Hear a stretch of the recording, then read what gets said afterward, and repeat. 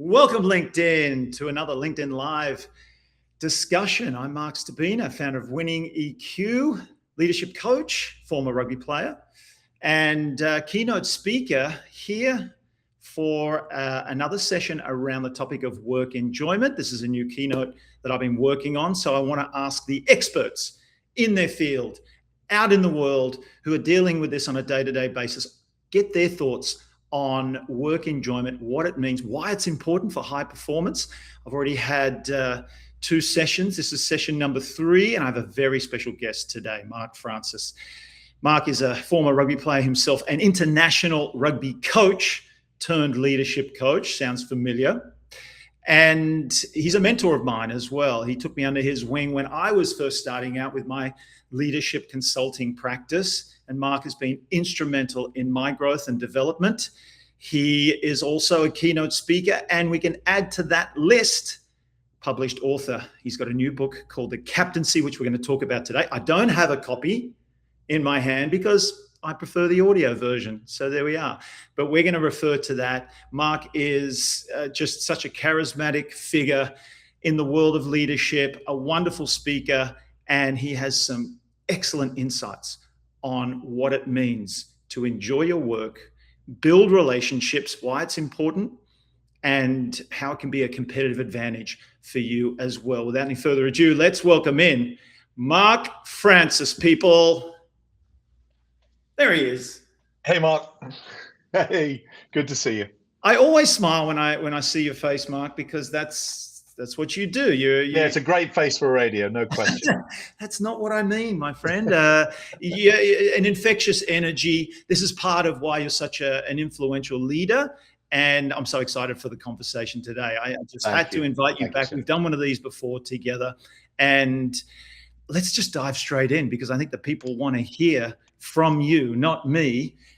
Let's talk about we'll talk about your book a bunch, I'm sure. I just want to start by asking you, I ask all my guests, what does work enjoyment mean to you?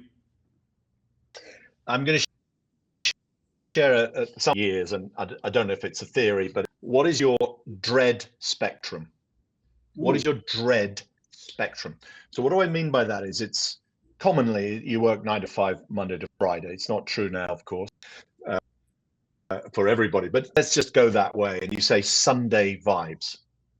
What's your Sunday vibe before you're just about back to work after a holiday? Where are you on the dread spectrum?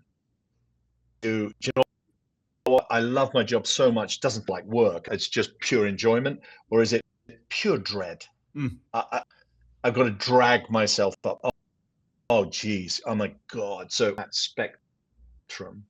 And if you're anywhere near dread in any context, like every time you think about work or your boss, your head drops and you kind of have to pull yourself through it, then get a different job. Because, if you don't find work enjoyable, and that enjoy another role. Good. The dread spectrum, in case you just joined us and you missed Marc's opening statement, we're talking about what work enjoyment means to him, because that is our topic that we're kind of focusing on, and what it means. And I think that's a really good measure. Do you dread the work that you do? The Sunday scaries as well, a lot of people are familiar with when you get to that Sunday, right, Marc? And I think it's a good indicator, isn't it? If you get to Sunday and all you can think about is, tomorrow's Monday, and it takes you out of your present enjoyment on your weekend, then you probably need to rethink what you're doing. Yeah, and equally, if you just love every aspect of your job, you can't wait to start it again for so you can get back to work, then you've got the perfect job. So let's talk about what we're here to talk about with you, because I feel like you're definitely an expert on the topic of building relationships, connection, influence, the various ways that we can do that, and why it's important. So why is it important to connect and make sure you're building trusting relationships in the workplace, especially as it pertains to high performance, Marc? Yeah, I'm going to give you a sporting example. Please. I've worked with a soccer team, professional soccer. We introduced personality profiling.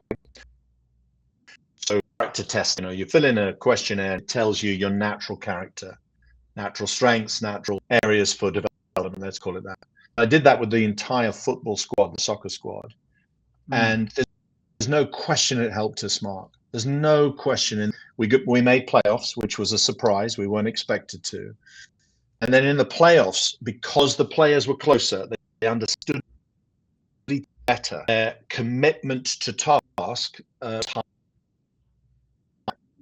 We actually measured it. So season, the average distance traveled by that soccer player in a team, average across the team, was 7.8 miles in a game of soccer. And when we got to playoffs, it was 9. So you could see a determined significant difference in performance based on the quality of understanding and connection of the team. Wow. This is one example of many, Mark, that you have in your book, which I love, by the way, the captaincy. Let's double click on that for a second. Years, decades of experience. There it is, folks. In that book, in that little gift, literary gift, are countless examples, anecdotes on Marc's, not just Marc's experience, but obviously in the world of sport and leadership that talk about this, talk about connection a lot, the attributes of leadership especially, and how instrumental leaders are in creating that winning culture. I just love just example after example after example. And it was really, I love the way that you came at it from different angles, Marc, like you showed different types of leaders. And you didn't just talk about what they had and what was important, but what they didn't have and what teams didn't have. And even the way that leaders lead in a losing team is crucial, isn't it? It's important because, while you might not be winning in the moment, life goes on, sport goes on. There'll be next season, there'll be the season beyond. And it's all about that leadership just being unwavering. Let's talk a little bit about, you even mentioned in the book, when it comes to building relationships. And you and I have done some work together, and I feel like you're fantastic at the various assessment tools that are out there. You'll know what I'm talking about if you're watching this in your workplace. We've all done some version of it, haven't we? Myers-Briggs, Discovery Insights, DISC. There's a lot out there. I know you've worked a lot with Discovery Insights. Tell us a little bit about how we can use that tool and the understanding of our personality types to better enable us to connect with our teammates and then influence them so that we work as a winning team. Yeah, awesome. 4 main character types from Jung, whether that's colorist or it's Jung, Swiss psychologist, psychiatrist. Red first, results. Blue energy, analytical, data, correctly. Don't just do it. Green energy, people energy, collaboration, principles, values, connectivity. And then yellow energy, big ideas, future orientation, enthusiasm. You and I have a healthy amount of yellow energy and a decent amount of green energy, in your case, certainly. And so know yourself first. Understand which elements of those 4 characteristics best reflect who you, how you are, and then reflect what are the energies of the other person, what are the personality traits of the other person, and they're bound to be different to yours. So when conscious of that difference, take a step towards them. Use their language rather than your own. For example, now I don't mean English or French. I actually mean that my language, yellow, positive energy, is always excitement, enthusiasm, physical and verbal, super clear yellow. Is the enthusiasm you spoke about and positivity. If I'm trying to influence someone who's much more thoughtful and thought through than that, they bring maybe a blue and detail and evidence. Notice my face now, it's much more considered. And maybe my speech is slower because I'm not just bouncing. their energy, about self-awareness first, and then match their energy and match their language, physical and verbal. It sounds so obvious, but when you see a disconnect business, it's because people are not speaking the same language, irrespective of the role and level they're in. They're just not the same wavelength. I agree, Mark. And personally, I feel like I love how you keep referring to self-awareness, right? Starts with us. Huge, huge. Starts with the individual and learning, first of all, your own tendencies, your own styles. Very valuable to do one of these assessments to know what kind of energy you possess. It comes from your childhood, it comes from your immediate environment growing up. We're conditioned to show up the way that we show up, to use the words, the language, the body language, as you mentioned. And then I feel like there's a choice. There's a choice to then decide, Totally. I want to consciously connect with the people around me. Therefore, I need to be curious. I need to figure out their energy. So as you said, it sounds obvious, and it really is. And when it's very effective when used properly. But a lot of people are missing that step of, okay, Absolutely. How can I connect now? How do I get to know the people around me so that I can speak their language and match their energy? Now we're starting to collaborate. Perfect. It's missing in so many high performance environments, isn't it, Mark? Totally. Number one, focus on it. So what energy am I getting from Mark and how do I connect with him? Focus on it, research. If you don't know the person, do research. There's so much social media. You can find out about someone before meeting them. You can ask people who know them to tell you about them, and to language. I call it language. So language and energy, and then just match the energy and match the language. That's that. There's a science to this as well as an art. So invest a little bit of time to plan and research, and then be adaptive in the moment. What are some of without going through the entire assessment tool, which can take some time, they're quite comprehensive and very effective and accurate. How can we on the spot, if we don't have access to, social media, knowing the person in advance, but we're trying to sum up who they are and their energy and their style on the spot, what are some of the clues we can look for? Oh, it's a great question, Mark. I love to say it's like you've got antennae for color, energy, personality. You've got the antennae. Am I getting short clipped movement of the body and shorter words, less words? Because if I am, it's probably a red energy and it's to the point. If I'm getting a lot of words at slow pace, it's more reflective and probably blue or green energy. If I'm getting fast pace and enthusiasm, it's yellow. So you can see it and you can hear it. And my top tip is ask a question and then observe. That's my top tip. So tell me how things, really easy to answer question. Pace of speech in reply, length, to a red energy, how things? Good, fine, yeah, how are you? Oh, okay. So boom. But you ask that someone who has green or blue or yellow energy, the answer will be different, but it will be longer, much longer than red energy. So you can see it, you can hear it, and use question and observation, and you'll pick it up. If you've got antennae for it, you'll see it and feel it and hear it. Yeah. Mark, you said ask questions. In your book, you mentioned high gain questions. Yeah, very cool. Yeah. I want to dig into that a little bit more. So you've got a little bit more time now. Obviously, this is now, let's say, somebody you work with and you're going to be working with. You have time to build rapport and trust. So tell us a little bit about your high gain question concept. Oh yeah, and I'm going to give you straight away. I'm going to give you an example.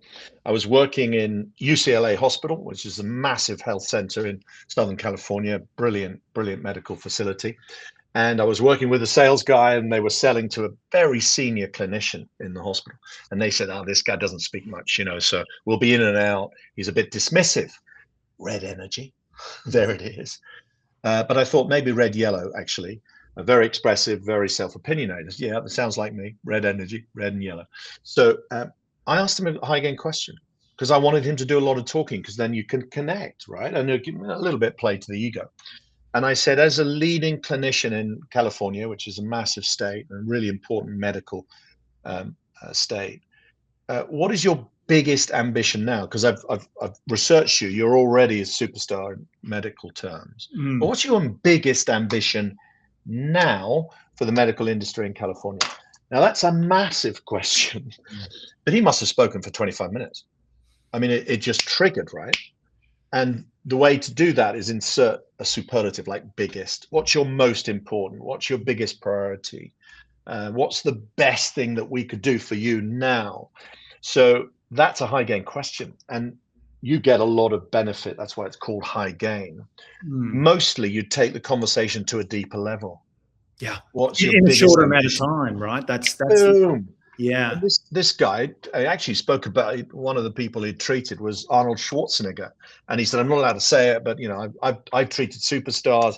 What I need to do is make sure that medicine is more accessible to more Californians who may or may not have the money to pay for it." So he said, "That's my big ambition." Really cool. Spoke for ages, and the salesperson said to me, "I have never heard the doctor speak that much, ever."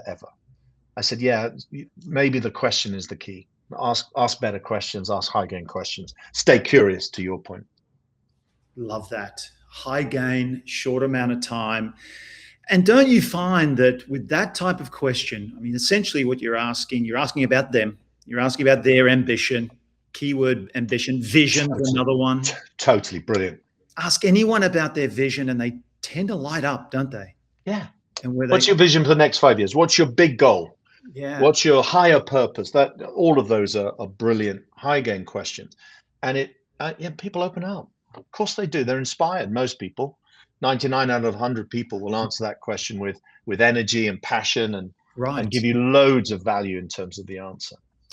And I find if they don't or can't answer immediately, they're now pondering. So I feel like you've done them a service by having them ask themselves a question that they don't normally ask, and maybe in the moment they're stuck for words, but I can almost guarantee they're going to go home or going to drive home or sit on a bus or walk, and that's planting a seed. And I feel like we need to be the stewards of that, of having people check in with themselves, ask themselves, what is your vision? What is your ambition? How do you want to experience this life? Totally agree. Yeah, which brings me to, again, our topic is overall is work enjoyment. I feel like we miss in the workplace as a leader or as a non-leadership role, right? Employees, they're at work. A lot of the people that say, I don't enjoy my work, I think we got to sort of look at that for a second as well. Yes, if you absolutely dread it and you've looked at everything about your work and you just know it's not for you, it's probably time to find different work. Even if that is the case, there's a lot of talk around also finding your passion and even pressure for people to find their calling or their passion. And I know a lot of people actually become quite anxious in searching for that and not finding it. And I feel like it's important for us to not put so much pressure on ourselves to do that.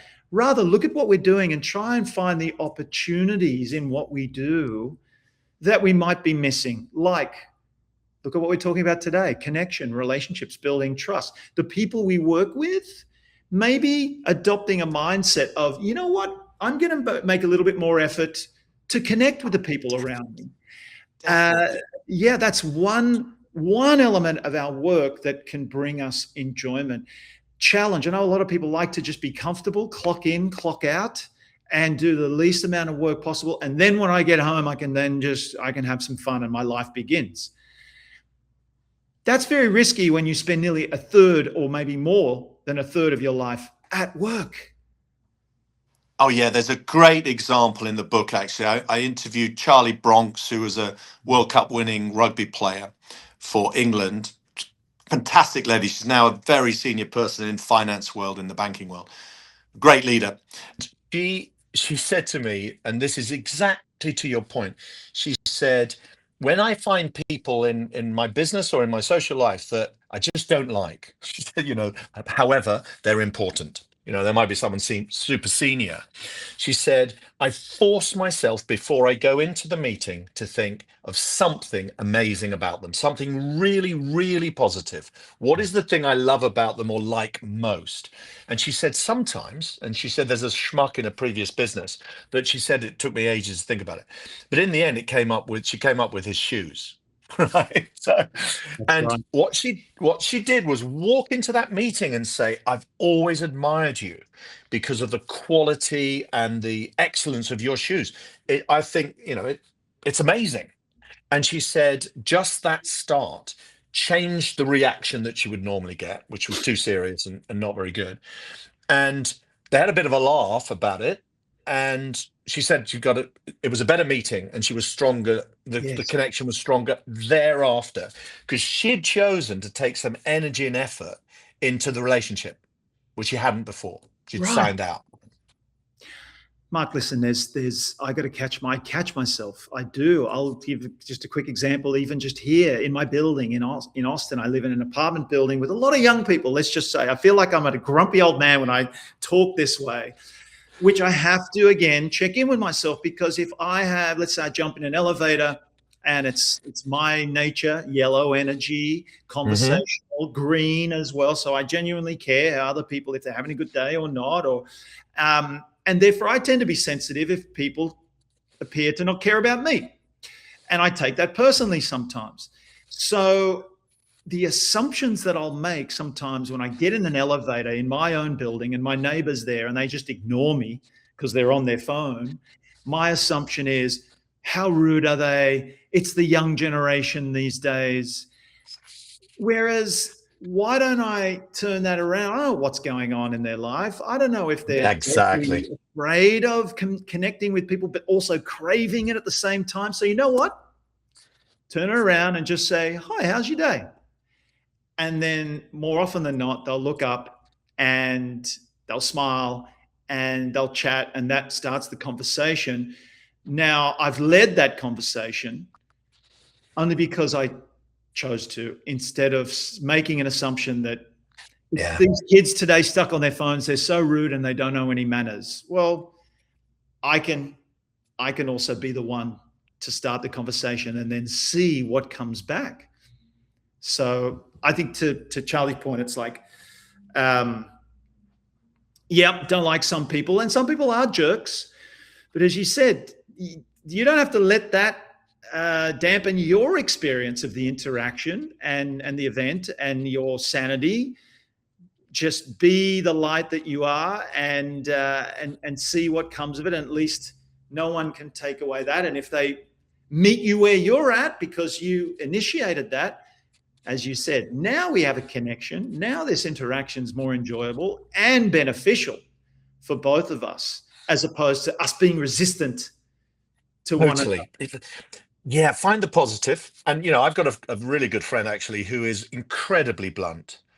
She is so direct. It's frankly, there are times it's just plain disrespectful, not just to me, but to everyone else. And I've just got over that, right? She is just incredibly blunt. And are there plenty of positives? Yeah, absolutely. Funny, passionate, charitable. She's an amazing lady, right? And so, Mark, just get over it. Get over that bit of sort of that. Yeah, she's just pushy, blunt sometimes and opinionated, right? Are there enough positives for me to go look over that? Totally. And actually, I really, really like it, right? And so you find the positive regard, find the positive, because there's positive in everyone. Find it and think about it rather than think about all the negatives. Another thing in that, Mark, is rise to that challenge and enjoy the challenge of connecting with someone. Great point.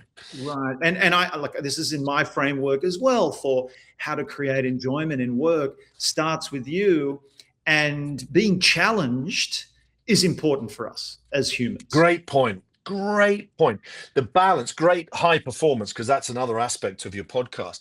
High performance, great leaders, great coaches, great managers, balance high challenge and high support.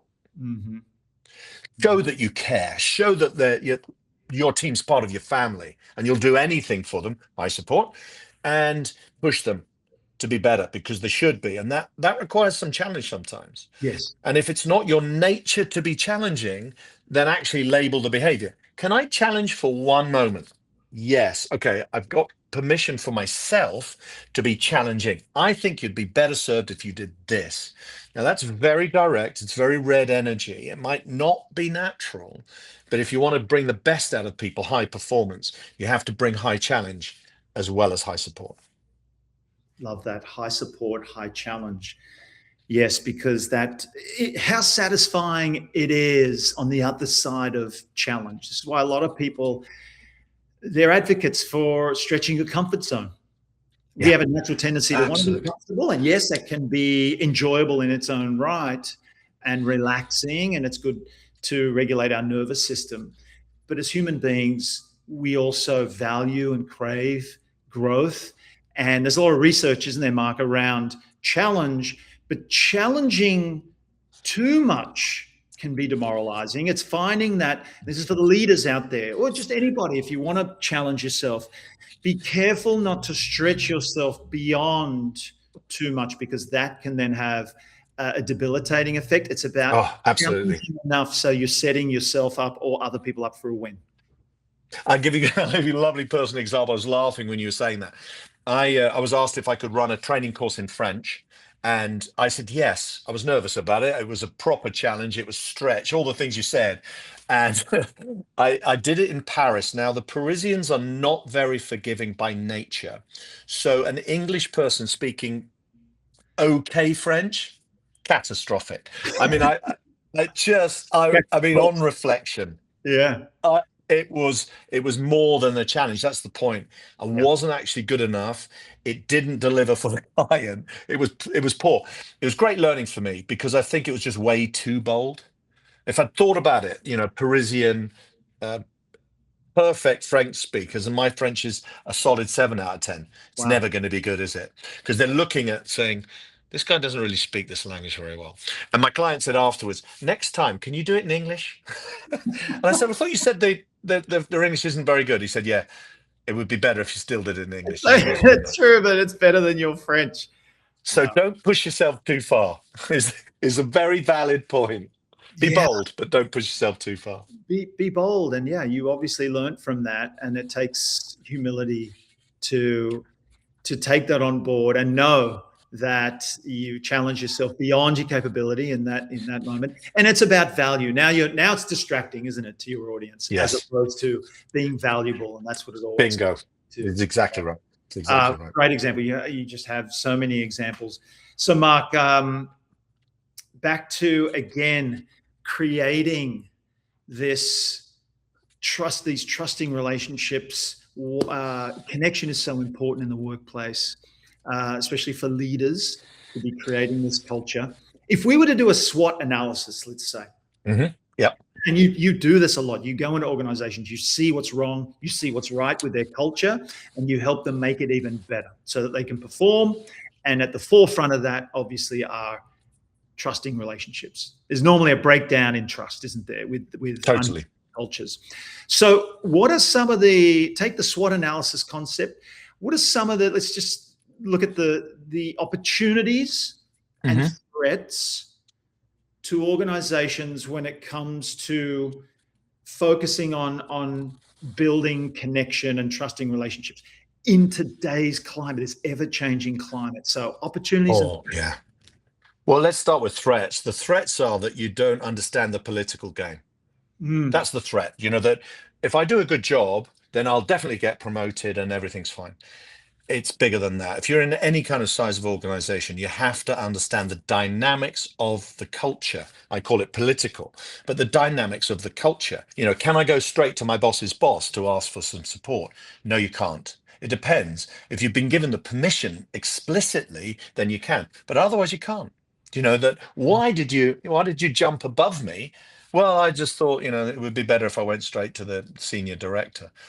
No, you have to understand the culture of the business that you're working in and play the game, right? That doesn't mean inauthentic. It doesn't. It means, where do you sequence your communications? Probably the best way to describe it. Who should I speak to? Who should I ask advice from before I dive in? Because I just want to make sure all the people that need to be aligned are aligned. That's just smart culture management. So not knowing that, or being just yourself without thinking about it, is a massive threat. Mm. The opportunity for me is collaborative leading, so that you facilitate decisions. You stay strong and assertive. If you're the decision maker, you're still ultimately responsible, but you use the skill of facilitate to get alignment of the key people in advance of the big decision. So the skill of facilitation, the mindset to collaborate, I think, is a vital and key opportunity to manage organizational culture. Mm. Spoken like a true high-end executive leadership coach. Thank you very much. So I always like to leave the audience with some snippets, some tidbits, some actionable takeaways. We could probably just take bits of what we've said today and some of your answers. I'd love for employees at their companies right now, leaders as well. Let's separate them. What would you say to the average employee out there on 3 vital ingredients, call them steps, to start building more trusting relationships? And then if you don't mind, same again, but for leaders and decision makers of organizations, how to create more in their culture. Yeah, proper high gain questions. Really good. Okay, employees first, 3 steps. Step 1, do a really good self-assessment, self-awareness. Do the personality profiling, answer all the questions, and get your personal profile back, your personality profile back. What's your natural tendency? Understand self first, number 1. Number 2, be simple and clear about your objective. What's my objective? What's my intention in this role for 2026? Be super clear about that intention. And then do a list of the people that care about that. And that's fancy word, stakeholders. Do a stakeholder list and tell all of them what your intention is. Step 1, know yourself. Step 2, decide what your intention is. And step 3, who are the key people in that journey, stakeholders, if you will, and tell them what your intention is. And what happens is that they will invest in you. They will go, okay, I'm behind that. Or they'll give you advice. You might want to change that perception or intention. It can only be good. So those are the 3 steps if you're an employee. If you're a leader, step 1, have absolute clarity of vision. What is my vision for a better place? We're here now. What does that look and feel like as a better place for this team, this organization? Be super clear what that is. Step 2, tell everyone about it by facilitating. Back to that lovely skill set. Get the people around you and say, hey, this is what the vision is. How can we get there? So get people to mobilize themselves by asking and facilitating and getting engagement, involvement, and passion. So facilitate is step 2. Step 1, vision. Step 2, facilitate. Step 3, absolute clarity of how do I get there, milestones. Step 1, we've got to get everyone inducted. Step 2, we've got to get the finances. Step 3, we've got to deliver. So be super clear of the main steps and get going. Oh, love it. There you have it, some free advice. And let me tell you, this man is expensive to hire. Don't let that hold you back, business leaders out there. Hire this man immediately, Marc. Read the book. Read the book. The next question, how do we find the book? How do we support you, Marc Francis? It's very cool. The book's on Amazon is the main. You can get it on other bookstores available, but Amazon's probably the easiest way to do it. It's also on Audible, as you know, you've been listening to it, so you can get it Audible and a number of other, so Spotify, for example. So you can order it to listen to or to read. And can I just say, Marc, yes, I love audiobooks anyway, and I prefer them. I can do them when I'm walking, when I'm in the gym. Yeah. Your voice, because you narrate your own, is as good as any I've heard, especially leadership. Oh, thank you, man. No, As a professional sports commentator, that's really cool feedback. Thank you. I wasn't fishing, but I'll take that. Thank you very much. But honestly, Mark, I mean, you probably do this for other people. You should narrate other people's books, because there's some books that I listen to and it's ruined it for me because of the narrator. Love that. You could have really saved some of the hours and hours and hours that I've listened to other people's books where I was like, ugh, this narrator. So thank you. Appreciate it. The captaincy, everyone. And thanks for those who popped in and out today. No comments from you all. I guess you just had no questions because Mark was answering. So good. It was so good. It helps to have ego, doesn't it? And self-belief. That's part of the journey. I think as well, classically, it's resilience, Mark, because we had issues, didn't we, in terms of the connection, and you just stick at it. I mean, I literally, I know I was out because it was saying you're out. Right? I thought, how do I get back in? I've got different options, but stay calm, stay on message, and deliver. Mark, what a great way to finish. Talk about a mic drop moment. Let's take this opportunity now for those watching and listening who can relate to that. There's a lot of you that have to present at work. And by the way, this is another specialty of Marc Francis, is presenting with impact. He has a course on that and a brilliant teacher on how to present. So that's a wonderful example of when things like that happen, it's not going perfectly or going to plan. What do you do? A lot of people, our physiology changes, doesn't it? We start getting red. We start getting flushed. Our prefrontal cortex gets hijacked. Now the emotional brain's taking over. And what's driving that? We talked about ego. This is where ego can be destructive. It's because it's worried about how you look now. This is not perfect. You wanted it to be perfect. Now, what are people thinking of me? Oh my goodness. Now I'm looking flustered. So now true. I'm even more embarrassed by, and you know what you're doing when you do that? You're focusing on yourself. But what Mark and I have practiced doing time and time again is, even in that, you just keep focusing on the value. It's not about us. Let's get back on the horse and deliver value to the folks that have taken their time to show up to gain that value. And when you just focus on that, Mark, isn't it just easy to breeze through them, even laugh through them, right? Absolutely. Absolutely. So thank you for allowing me to, I know I'm just taking that out of your book of how to present with impact. There's Dallin Stanford. Talk about world-class broadcasters. Oh, sensational, Dallin. Dallin Stanford. Wow. Go and follow Dallin's work. He's doing some brilliant stuff, not just in sports broadcasting, but in leadership himself. He has a course on for upcoming wannabe aspiring broadcasters, which is kind of cool, and just a gentleman and a scholar himself. But I loved seeing everyone show up in our sphere today. I'm sure everybody got value out of that. Marc Francis, thank you for your time. You're a busy man. You're a globetrotter. You've probably got to whiz over to Napa Valley now to do it. Yeah.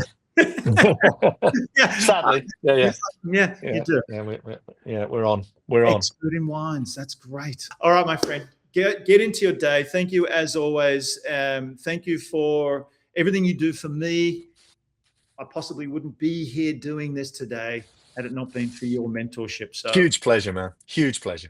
All right, Marc Francis, go get him. Great to see you as always. I'm going to kick him out of the room. See you, buddy. Thank you. Okay. Oh, you can just see the energy. Mark talked about energy. The energy that Marc Francis brings to every interaction, regardless of your personality style and energy, it is impossible to not at least be elevated in his presence. And this is just one of the many aspects of Marc Francis that is so valuable. And it's always great to chat with him. Another one down. We got a very special guest coming up on Thursday. That's only a couple of days away. So we're really banging these out. And it's all about work enjoyment. Another executive coach who has coached for nearly 3 decades leaders of Fortune 500 companies. And talk about stories. She has many, and she has incredible insights. And I can't wait for you to join us on Thursday. But that was great today. The video will be available in case you missed it. And once again, thanks to those who showed up. I'll see you on Thursday.